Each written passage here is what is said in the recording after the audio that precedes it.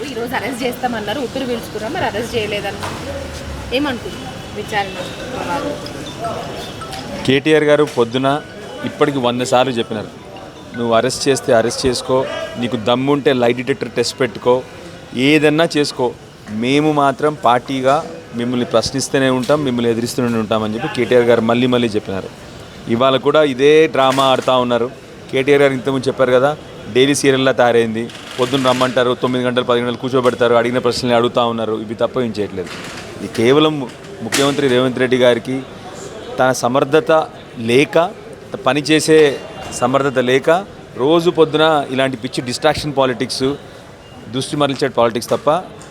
మొన్న కేసీఆర్ గారిని పిలిచారు, ఒకరోజు హరీష్ గారిని పిలిచారు, కేటీఆర్ గారిని పిలిచారు, కేటీఆర్ గారిని ఇప్పటికి 4 సార్లు పిలిచినారు. ఈ డ్రామా నడుస్తూనే ఉంటుంది. మాకు మాత్రం మళ్ళీ కేటీఆర్ గారు క్లియర్గా ఒక విషయం చెప్పారు ఇవాళ కూడా, మళ్ళీ మీరు మనం అంటే బీఆర్ఎస్ కార్యకర్తలు కానీ బీఆర్ఎస్ నాయకత్వం కానీ మన పనుల్లో ప్రజల పక్షాన పోరాడుతూనే ఉండాలి, ప్రజల పక్షాన ప్రశ్నిస్తూనే ఉండాలి. మనము ఈ వచ్చే లోకల్ బాడీ ఎలక్షన్లు కూడా రెడీ అయిపోయి అందరం కూడా మంచిగా పోరాడాలి.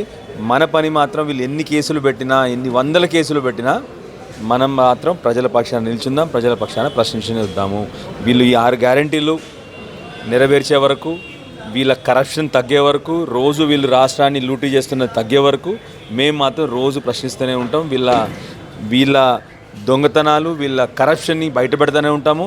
ప్రజలను వీళ్ళు మోసం చేసిన విధానం కూడా బయటపెడుతూనే ఉంటాం. ప్రశ్నిస్తే అరెస్టులు, లేదంటే జైల్లో పెట్టడాలు. కేటీఆర్ గారే కాదు, ఇవాళ కేసీఆర్ గారి సైన్యం అంతా కూడాను, ప్రతి ఒక్క కార్యకర్త, బీఆర్ఎస్ పార్టీ కార్యకర్త ఎన్నిసార్లు జైలు పంపినా జైలుకు పోవడానికి రెడీగా ఉన్నారు.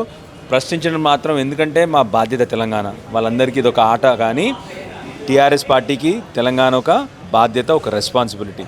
100కు 100% జైల్లో వేయనియండి, కొట్టనియండి, తననియండి, మేము మాత్రం ప్రశ్నిస్తూనే ఉంటాం, తప్పకుండా నిలదీస్తూనే ఉంటాం.